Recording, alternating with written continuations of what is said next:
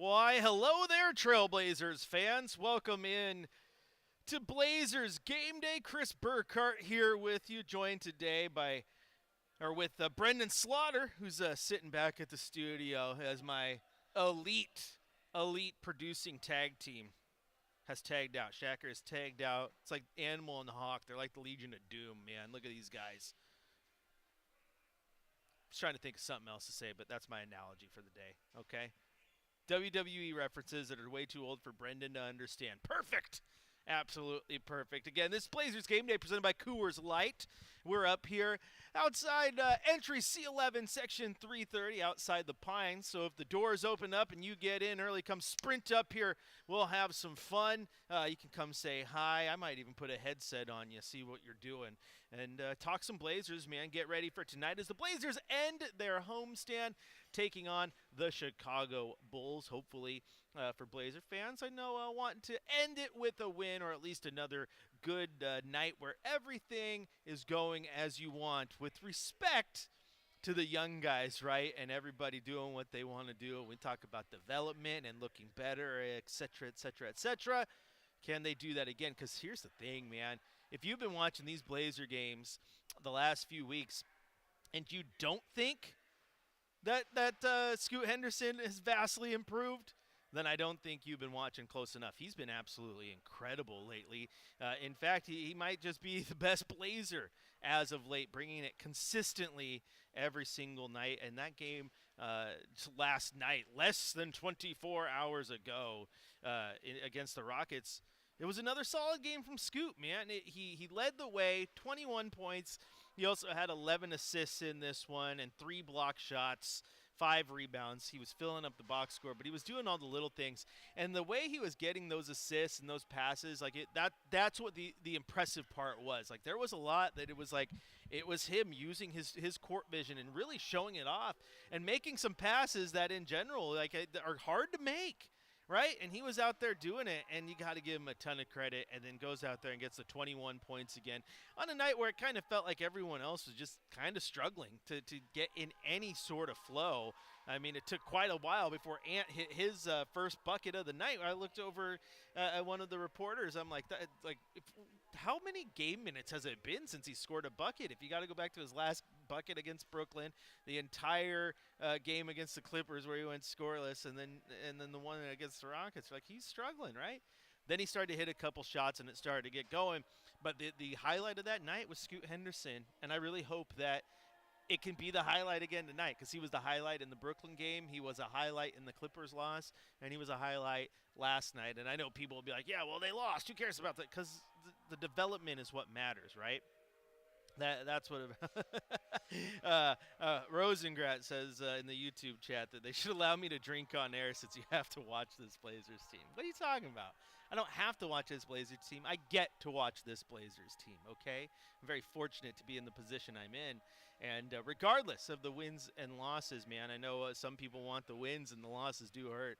There's little things that I enjoy. Like, again, watching young guys like Scoot start to flourish and find themselves, and then hopefully turn into something in the long run. And he'll be a very big talking point throughout the episode today, because, boy, howdy, has he been good. Once again, this is Blazers Game. If you want to join in the conversation, Chris J. Burkhardt's the name on social media. You can also hit up my producer, Brendan, because he knows what he's talking about. He's there, B_slot. And then, of course, YouTube.com. Type in Rip City Radio, and you can join the chat there as well. Now, let's look at that game and how it broke down last night against the Rockets. And it was a game that the Rockets really kind of dominated this one for the second half especially. Right? And they were getting what they needed to in the first half, but the Blazers were sticking close. And the Blazers made it a game. It was just, a 1-point game at halftime, right? So the Blazers were right there. Then the third quarter and then the fourth quarter, those 2 quarters, the Rockets just they started to burn a little bit, right? They started to fire. They started to get out. They started to play Rocket basketball, that showed off why they're a 28-13 team. And they outscored the Blazers in the third quarter, 36-24. Their largest lead of the night was 24. The largest lead of the night for the Blazers was 5. There were 7 lead changes in this one. On the Rockets side of things, Dillon Brooks had a very good game. 22 points, 6 rebounds, 3 assists, a steal, and a block shot. He was putting on for all the fans who are wearing duck gear around Moda Center. Very excited to see Dillon Brooks in town. Alfred Sengun, he had 23 points, 15 rebounds. He put on a show, getting a double-double there. 26 points from Jalen Green, 12 points from Cam Whitmore. Terry Eason had 18 off the bench as well. On the Blazers side of things, Tamani Kamara, 17 points. He also had 5 rebounds, 3 assists, a block shot, and 2 steals. 7 points from Jeremy Grant in his return. Definitely looked a little bit rusty, so the Blazers would hope to get a little more production out of him tonight. Robert Williams starting in the place of the injured DeAndre Ayton. He had 4 points, 4 rebounds, 3 block shots. Rounding out the starting 5, Anthony Simons and Shaden Sharp each had 13 points. The story again, though, was what happened on the bench. Scoot Henderson, he had 21 points. Chris Murray, Delano Banton each had 7. And Jabari Walker had 10. I mean, that's every single person on the bench outscoring 2 of the Blazers starters, Robert Williams and Jeremy Grant, and having pretty good games. Chris Murray continues to be very effective in the minutes he's playing. You like Delano Banton getting out there and showing what he can do, because he plays reckless, but a cautious reckless, if that makes sense. Like, his game is just so one speed, man, just fast, go, go, go, and he's just fun to watch, but he's also not, like, super crazy with it, right? He reminds me of a guy playing pickup ball at a 24-hour fitness, like 100%. Like the guy that, like, runs the court. Like, when he walks in the 24, you're like, oh, gosh, I hope he's playing on my team, right? It's just funny. It's just crazy how fun he is when he gets out there. Like I said, he's just reckless with it. But he had a good game. Again, where this one broke down, and I said it in the pregame show when I was talking about our keys to the game. My keys to the game, it was just centered around rebounding. They were taking on the number 1 rebounding team in the NBA, the number 1 offensive rebounding team in the NBA, and they were doing it without Denny Avdia, Donovan Clingan, and DeAndre Ayton, 3 of their best rebounders, right? So you knew that it was going to be a tall task to clean the glass. I said in the pregame show that this is the type of game that you lose 55 to 35 on the boards. And with about 5 minutes left in the fourth quarter, they were losing exactly 55 to 35 on the boards, right? The final number in this one, they were out-rebounded by Houston, 61 to 40. And Houston had 23 offensive rebounds. Oh, my goodness. I mean, that's work right there. That's putting in some work. So the Blazers were getting torched on the glass, and it was a tough day to come back, as it were. If you want to join in on the comments, go to youtube.com, where Rosengrad asks, do you think Portland will tank enough to get one of the bottom worst records? Well, right now they are one of the worst records, right? Sitting there at the 6th worst record in the NBA, and they have a chance to get there. We'll see where it goes. Remember how the draft lottery works. There's ways for teams to sneak in and sneak out. Portland currently just above Brooklyn and just behind Charlotte for the 5th spot. They can creep into there, get in, and have a chance. And getting into that top 3, again, there is a chance that they could absolutely do that. It's all the luck of the draw, right? And as long as you're sitting there where they're at right now, 6, 7, 5, 4, you're going to have a chance to get in and get into the top 3 in the lottery, which is where you want to be. Are they going to sit with the worst record in the NBA? No, that's going to end up going to Washington. Washington sit there at 6-34, and they're just abysmal. They've lost 9 in a row. They can't put it together. Toronto and Charlotte are at 10-32 and 10-28 respectively. Brooklyn is at 14-28. Those are your 4 worst in the Eastern Conference. On the west side of things, Utah is the worst team in the West at 10-30. New Orleans 11-32, just above them, and then right above New Orleans is your Portland Trailblazers at 13-28. I think the worst thing that could happen is right above Portland is San Antonio, who is at 19-22. They're obviously improved from years prior. Wemby and co. is going to be very good in the future, but they're sitting right there too, man. If they get in and finish with 7 and 8 and somehow bump into the top, could you imagine? Could you imagine? I couldn't. I mean, San Antonio getting Cooper Flag on the back of getting Wemby last. Oh man, that's no fun. I don't want to think about that. But anyway, this is Blazers game day. My wife's trying to throw me off, sending me text messages. She's cracking me up. Brooklyn and Charlotte. I must have the kids just what? Why is he talking about? The elf that visits on Christmas. That's Charlotte. My daughter's name's Brooklyn. They almost named their cat Charlotte. Maybe I just got to start talking about. Is there a team called the Yodas and the Kellys and the the Peytons and the Tegans? Let's get all the names out of the way now and keep the family happy. But we're gonna take a quick little break here on Blazers Game Day. When we come back, we're gonna head down to the coach's corner, hear what Coach has to say prior to this game here against the who are they playing? The Spunky Yucks. That's who they're playing. That's another shout out to my daughter who saw the Bulls logo when she was a kid and just started calling them the Spunky Yucks, and that stuck forever. And that's just an objectively awesome nickname for Chicago. Bulls Blazers coming up tonight. Tip off at 6 o'clock. All right here in your home of the Blazers, Rip City Radio 620.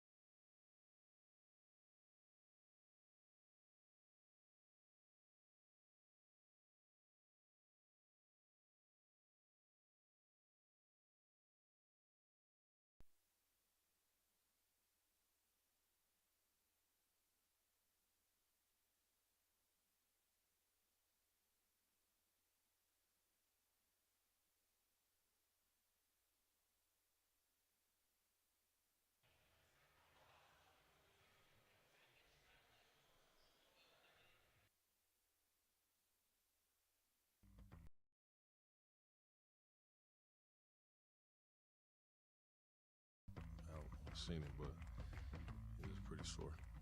He's not going to go tonight? Yeah, he's out, yeah. And EA and Denny are yeah, good? Denny, and Okay. yeah. And so who's the starters? Scoot, Jeremy, Denny, 2, DA. No Shade? Yeah. Is that just a matchup thing, or you just want to keep Denny and 2 together, or what's... No, I'm just trying to find the right combinations, and we gotta get better, man. We gotta get better at our defense. We just gotta get better. So Shaden's been lacking there. Is that the? He struggled a little bit. Sure. He struggled a little bit. Yeah.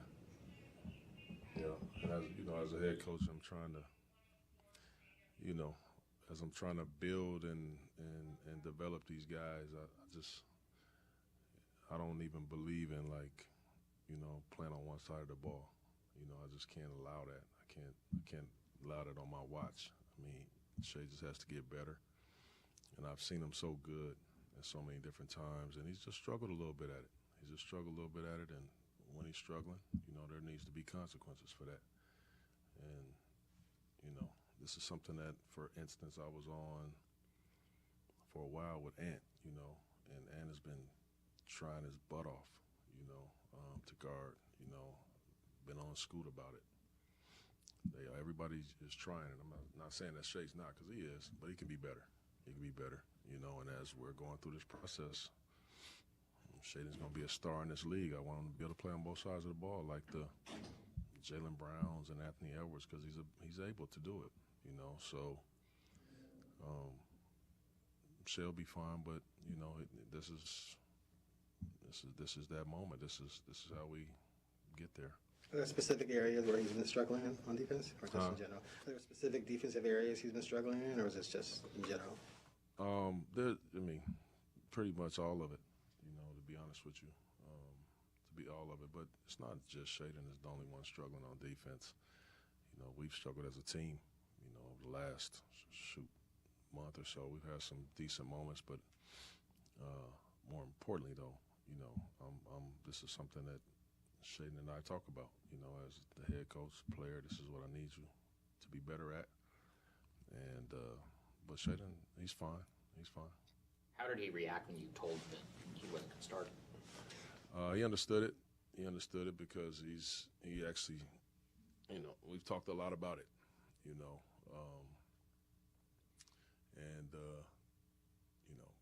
it's so funny with all of my guys, it's always, I tell them all, I'm not actually taking you out of the lineup. I'm just a messenger. You are.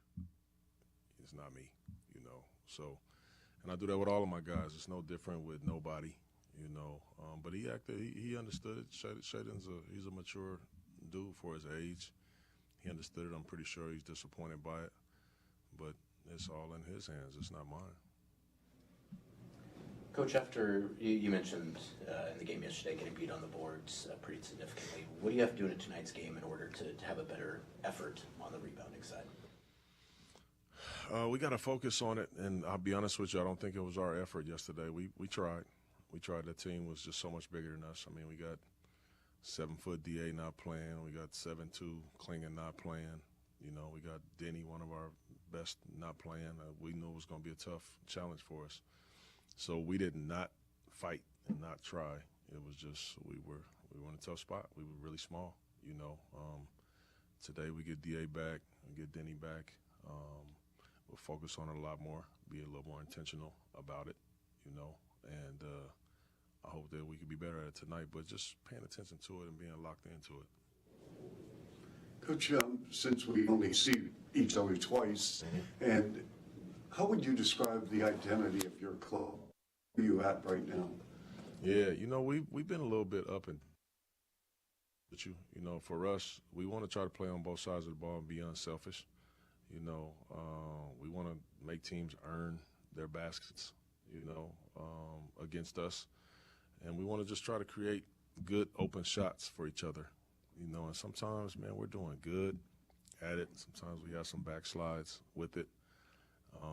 And it's funny because the last couple games we've lost, but we've gotten better. We've done some really good things in those games, that, you know, you look at the final score, you don't get credit for it. But just the same way it takes a while to get yourself in a rut, it takes a while to get back out of it. You know, you got to keep taking little steps, and I think we're on that way back out of it based on how we're playing. We're getting a little bit more healthy. You know, some of our energy-giving guys are back. So I feel good about where we're at, but I think that that's kind of been who we wanted to be all season. You feel with the Bulls taking, 43 threes per game. So how do you, when you talk to your club, what's the message about tonight's game? Well, the Bulls, obviously, they're a really good offensive team. You know, they're an offensive-based team, one of the best shooting teams in the league. Obviously, you got to guard that first 8 seconds, man. You know, they want to get it out and go, shoot early in the shot clock, funnel drives, kickouts. That's going to be our challenge, you know, guarding a really, really good offensive team like that. To me, you got to just take personal pride in it. You know, you got to take personal pride and you got to communicate. Because a lot of times they play so fast, you're not going to guard the guy that you are usually matched up. You just got to guard a guy, you know, and take personal pride in it and be able to communicate on the backside, you know, and rebound and then, you know, try to put pressure on them too defensively. Coach, Scoot's shooting, I think, 49% from the field in January. He's shooting, I think, 45% in January as well, and I think 15 games he's about like 40% from three. Have you seen something different from him as a shooter as of late, and do you feel like the way he's been shooting lately is sustainable for him?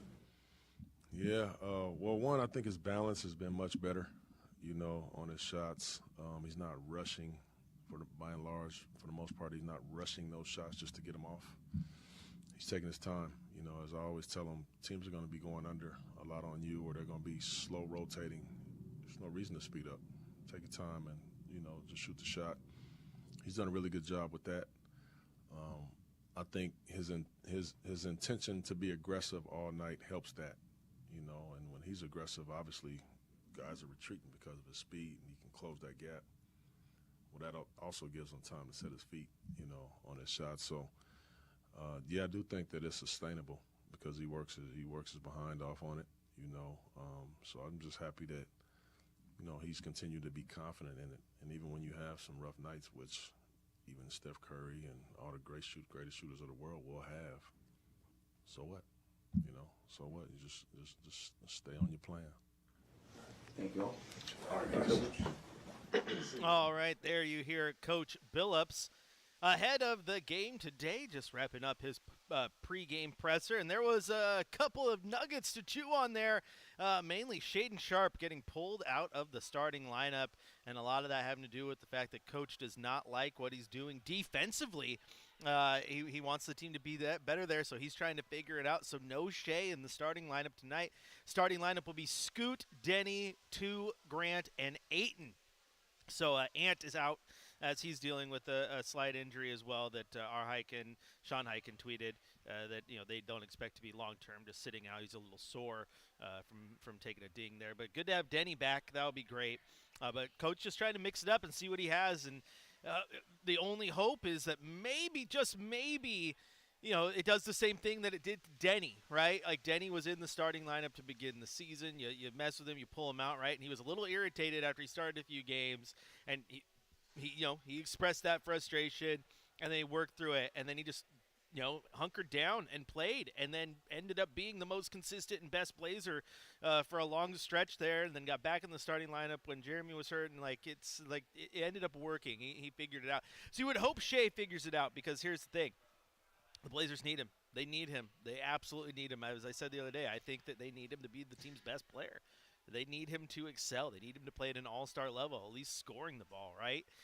How that continues to develop is your best guess. A little weird, honestly, at this point to take him out of the lineup. I get that I get that there's some defensive deficiencies with the team as a whole and certain players specifically, and perhaps Shea's one of them. I mean, there's been some lapses, absolutely, but I don't know if I'm sold on it completely.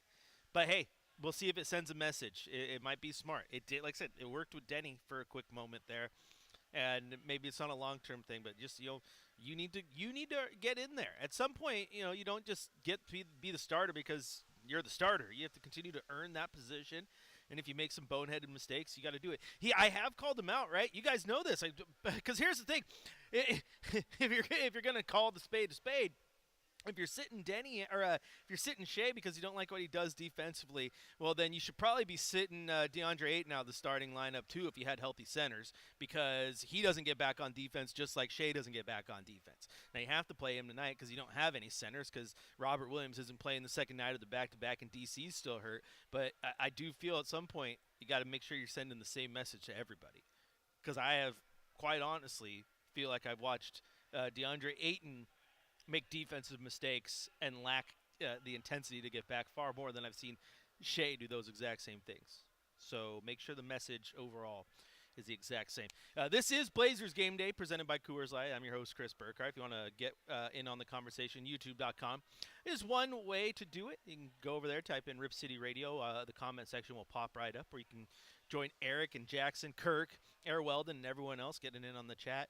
And, of course, if you really want to, 503-248-0620 is the telephone number.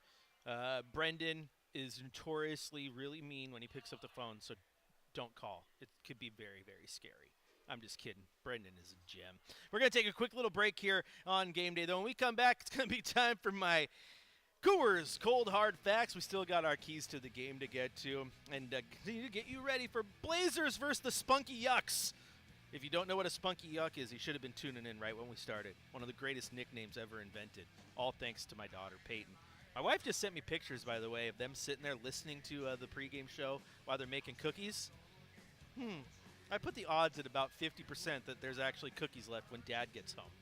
Mom better hide some for me. Chris Burkhardt here with you. This is Blazers Game Day presented by Coors Light on your home of the Blazers, Rip City Radio, 620.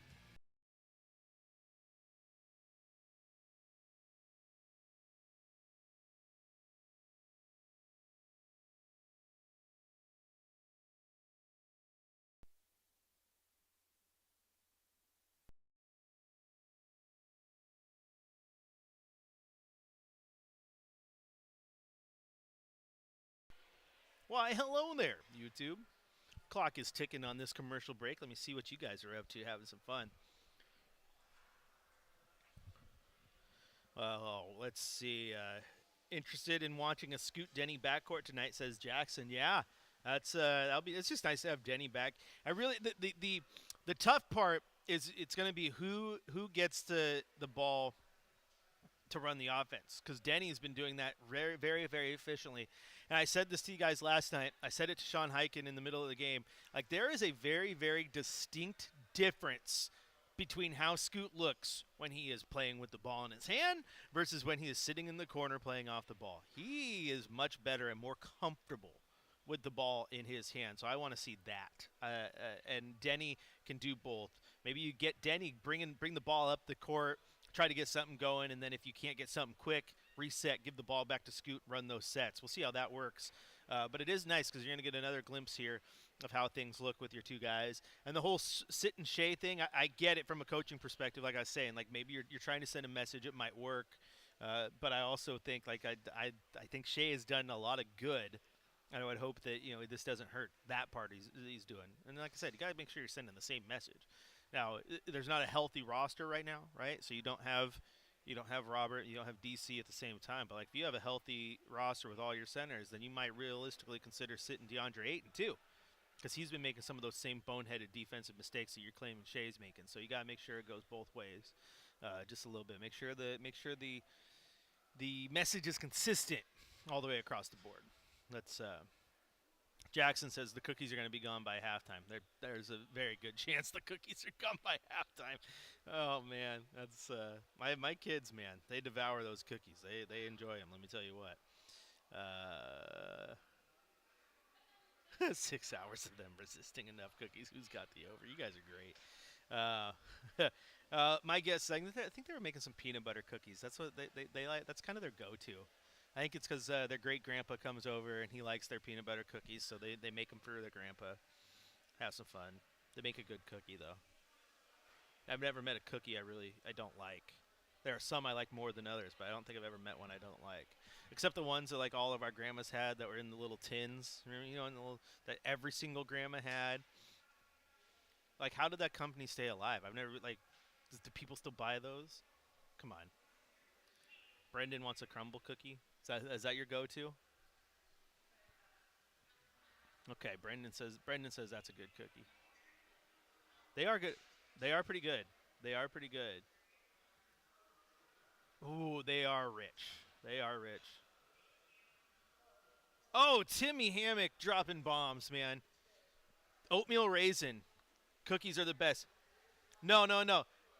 The reason he's dropping bombs is because I get ridiculed all the time because the oatmeal raisin is my favorite cookie. And they're always like, oh my gosh, of all the cookies, that's your favorite cookie? Yeah, I quite enjoy the oatmeal raisin cookie. So thank you, Timmy, for being on my team. Thank you. I needed someone.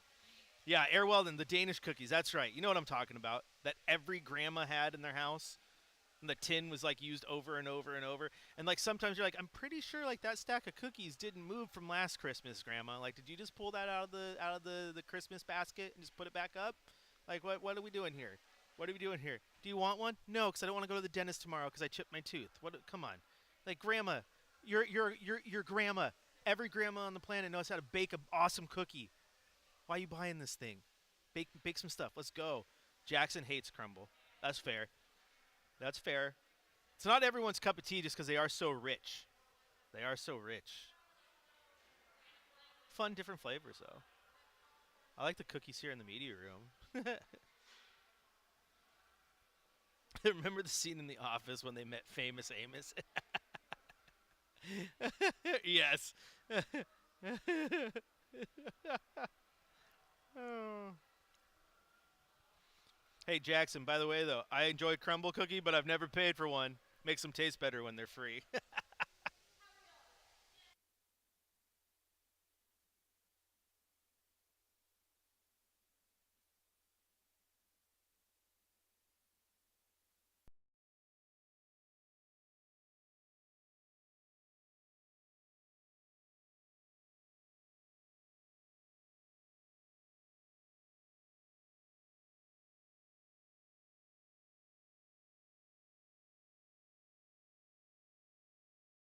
Welcome back into Blazers Game Day, where during the commercial break, the YouTube chat was cracking up, man. Going in on the best cookies, the good cookies, the bad cookies, the love of crumble cookies, the hatred of crumble cookies. I like a good crumble cookie, especially when it's at a company event and it's free. Yeah, everything tastes better when work pays for it. That's what I say. That's what I say. Oh my gosh! And another show where the legendary great Mike Parker's mentioned. I tell you what, he's a goat. He's a goat. That anyone who's never done play-by-play or sat with one of these on their head to try to do a game, it's crazy how tough it is.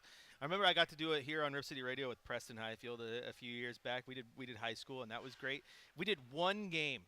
It was a college game. He and I got to call Portland State versus Sacramento State, and it was so crazy how much harder that was because of just it's so much faster. And then like if you're doing that jump from that to like an Oregon State Gonzaga is a crazy hard game to call, and then the NBA, like what Travis does, oh I can't imagine. Like I did the color commentary, which was a lot easier. Play-by-play is an art, man. That is hard to do. All right, enough of that though. Time to get to our Coors Cold Hard Fact.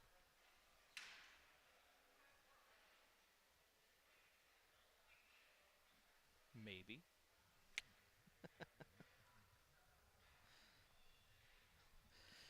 Oh, that's what happens when you get your producer talking about food and get him hungry, right?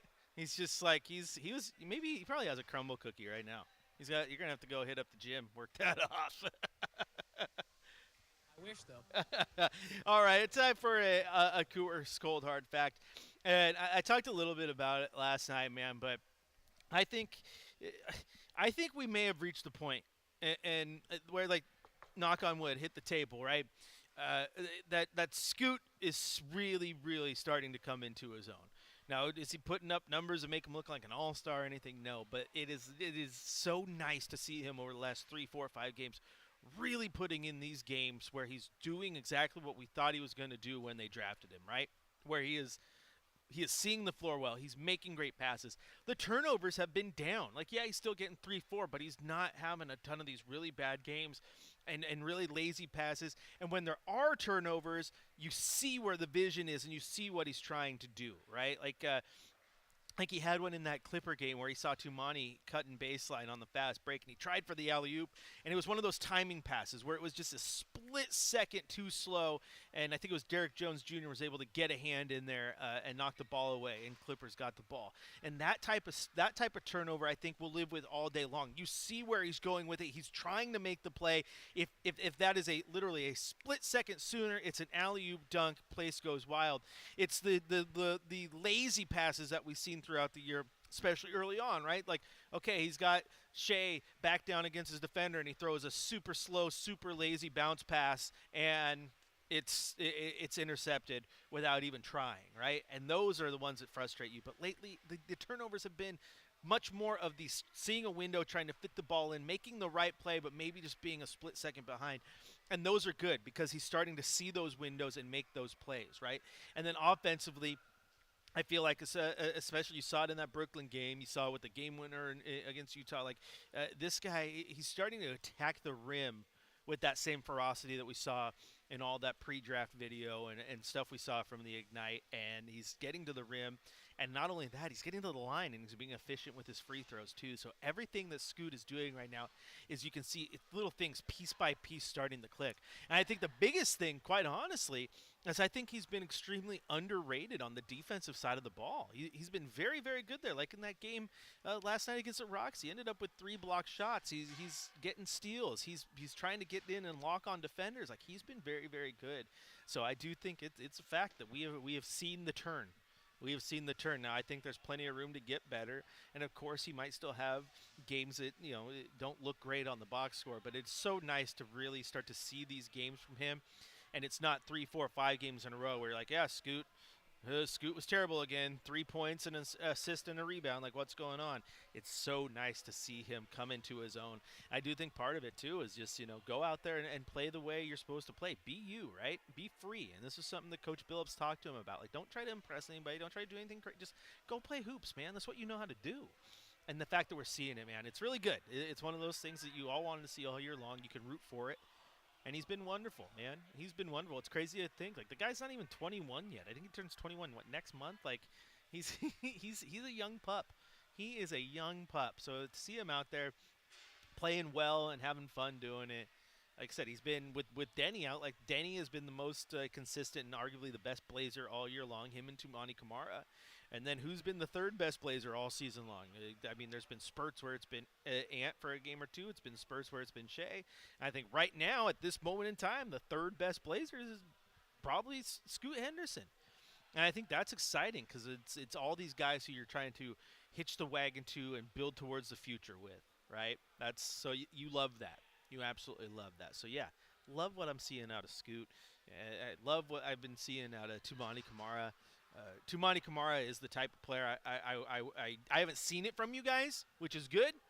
But he's the type of player when he has nights like he did a few nights ago where he puts up 0 points, that like he still finds ways to impact the game. And that's the type of player you want. Because in that game against the Clippers, I think he was, 0 for 5 that night, struggled offensively, but his defense on James Harden was crisp. And there was times James Harden still made a bucket or still made the pass because he's James freaking Harden, but the defense was 10 out of 10 perfect. Right? It was just, okay, I did my part. I did everything I could. You got beat, but Tumani doesn't take a play off on the defensive side, and I love that from him. Absolutely love that from him. So I hope this is another game tonight, even though Jeremy's playing, even though Aiton's playing. I want to see Scoot have a big game, Denny have a big game, Tu have a great game. Even though he's coming off the bench, I want to see Shea take that personally. And go out there and have just a crazy good game. Remember what we talked about last game about being the best player in the gym? Walking into the gym with that attitude and that ego, right? That I am the best player in this gym. And as Eric Weldon said, like the mantra of like I am the player that everybody came to see, right? And I want Shea to do that tonight. Prove a point. Like you think I'm not good enough to be in the starting lineup tonight? Okay, let me show you, Coach. And I'll tell you what, that's exactly what Coach Billups wants. Without a doubt. Exactly what Coach Billups wants. Like Eric Weldon says, 20 off the bench for Shea, please. If he comes out there and he drops 25, 20 points, does it efficiently, and just, like I said, sends a message. I would love to see Shea get a little bit of what Scoot's been doing lately. Remember when we talked about being that alpha and that cocky? Like, I love the fact that Scoot's starting to, that, like, the aura is starting to come out, right? The presence, the attitude, the roar, right? I want to see Shea do that, send a message. Be mad at Coach Billups tonight, because it should be. I love and respected all the coaches I played with, right, or played for. But if one of them took me out of the lineup, you're damn right I'm going to try to go out there and prove them that they made a mistake. I'm not going to love them any less at the end of the day. I'm just mad that you took me out of the starting lineup. And, like, you took me out of the starting lineup? I'm going to show you something. And let me tell you what, anybody who's talked to a coach or knows a coach, that's exactly what they want. They want that player to respond to that, to show them something.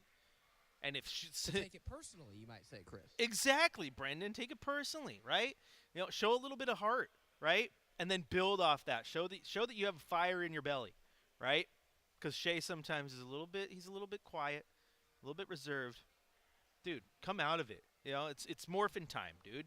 It's morphin' time. The Power Rangers were nothing until they grabbed that little morpher, said the name of whatever dinosaur they were, and then they became awesome. All right. I need Shea to go out there and just yell Tyrannosaurus before he walks out of the tunnel, or saber-tooth tiger if you're a Team White Ranger, right? Come on, dude. Green Ranger's goated though. Come at me, bro. This is Blazers Game Day here on your home of the Blazers, Rip City Radio 620. We're gonna take a quick little break. When we come back, we're going to give you our keys to the game. What do the Blazers need to do to grab a win over the visiting Chicago Bulls in the final game of their homestand before they hit the road once again? Chris Burkhardt here with Brendan Slaughter over at the studio producing for us today. You can follow me on social at Chris J. Burkhardt. You can follow him at B_slot. When we come back, keys to the game right here on Rip City Radio 620.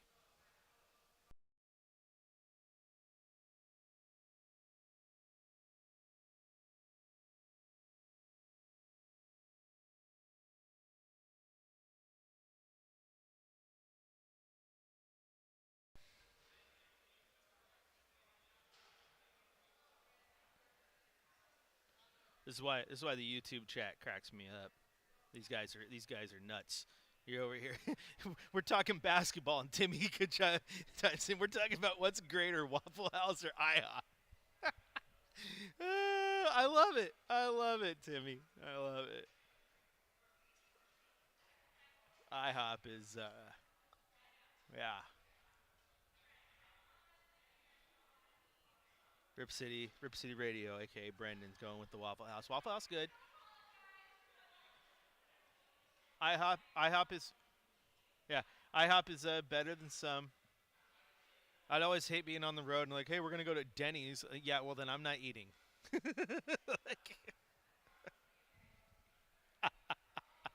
Oh, I remember being in New Orleans and I met your guys' friend Travis Demers for breakfast. We're in New Orleans, and I said, "Hey, where are we gonna go to breakfast?" He's like, "Oh, there's an IHOP by the hotel." I was like, "We are in one of the greatest food cities in the entire world, and you're taking me to IHOP." And the funny part is there was a Waffle House a couple miles away, and the group we were traveling with for the game, that's where they wanted to go to eat was Waffle House. I'm like, guys, we are like. Any other city, sure, I'll go hit the International House of Pancakes with you all day long. I'm here for the company, but literally we're in the best food city in the NBA, one of the best in the world. Also, Kirk gets it, guys, and that's where the real ones know. That's the term that was used for this right here, because Don Pedro's breakfast burrito is the goat of breakfast burritos. Absolutely phenomenal. Absolutely phenomenal.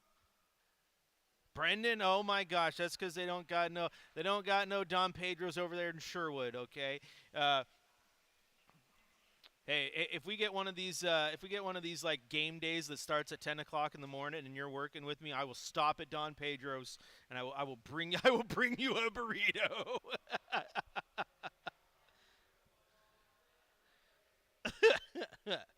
Don Pedro's is phenomenal. Don Pedro's. Don Cholito's over Don Pedro's. Where's hey. Rosengrat is gonna stick to the he's gonna stick to his guns, man. I said everyone in the chat is true to themselves. They don't waver. I appreciate it. Where's Don Cholito's? I haven't done that one. I haven't done that. Don Pedro's, dude. As long as it's a real Don Pedro's, none of these fake little pop-ups that stole the Don Pedro's name. Don Pedro's is good though. I don't think I've ever had a Don Pedro's meal though that wasn't the breakfast burrito. Yeah, I'll take the breakfast burrito. Do you want bacon, sausage, or ham? Can I have all of it? Yeah. Oh, and you're not gonna upcharge me for having all 3 meats? No. It's like $8. They finally increased their price like $8 for like one of the biggest burritos on the planet. I mean, oh come on. Okay, so what you're just saying is John Cholito's is the West Side's Don Pedro's. Okay. Fair. I'll have to try it if I'm ever out on that side. Yeah. I don't know who this Don guy is, but he knows what he's doing. Oh, and now I want a breakfast burrito.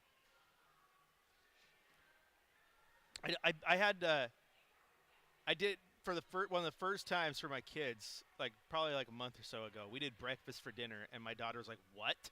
We can do breakfast for dinner?" Oh, she thought it was the greatest thing ever. Dude, yeah, normalize it, man. Sometimes those hash browns just hit hard at night, you know.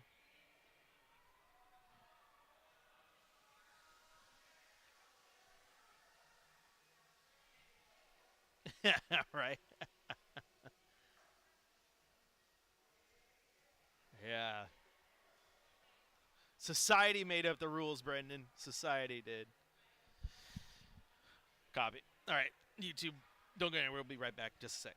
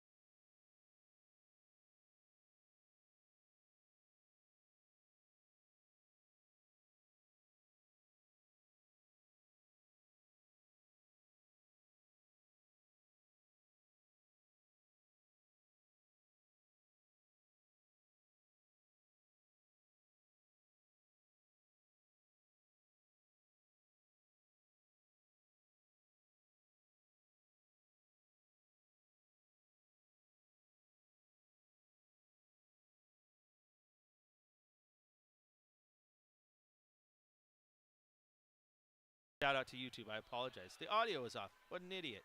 You know what? I make mistakes sometimes. I just get excited to be back on TV and back on the radio, and I just right into it.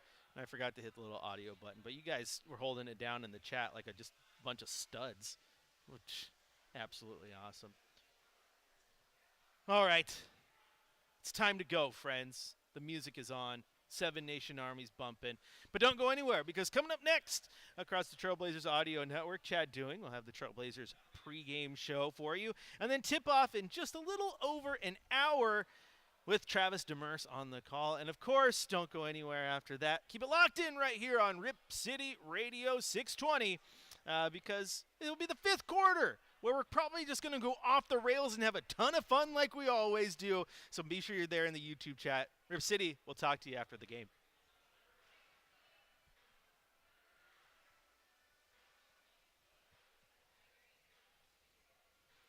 Perfect. I'm going to yak at YouTube here, and then I'll yak at you. All right, YouTube. We're off the air. Radio is done. But I just got to chime in. First off, sorry. I missed the audio button. A lot going on over here. But you guys just kept holding it down. But yeah, the last comment I see, rest in peace, Sherry's. Someone brought up yeah. Here, turn down all the music in my ear, Brendan. There you go. Now they can hear you. Because if you chime in, they couldn't hear you before during the breaks, but now they can. Got you. But then they're talking about the Olive Garden, and someone brought this up the other day. It might have even been like a comedian or something. But it's like, do you remember like when you grew up and you thought that like Red Lobster and Olive Garden were like if you were eating there, like mom and dad were bringing in the dough, like that was high end eating, and then you grow up and you're like, nah, it's just another chain restaurant. It's just like Red Robin, or nothing against Red Robin or Olive Garden or Red Lobster, because they all hit. But it's like there was so funny how like you thought like this one random chain restaurant was like the epitome of class. Oh yeah. Well, Chris, speaking for myself, of having three other siblings, it was hard to get mom and dad to take us out to eat because there were many mouths to feed. Bro, I feel that because I'm getting the kids now, and I obviously have three kids. My oldest is 9, but they're getting to the point where like, okay, well, yep, they don't want to share their food, and I got to buy a plate of food for the 2 oldest ones. The youngest can still take a little bit of tidbits, but then I don't want to share either. I need my own. And then you get, okay, well, place your order, and then they take like a bite of it, and they're like, I'm done, and you're like, okay, cool.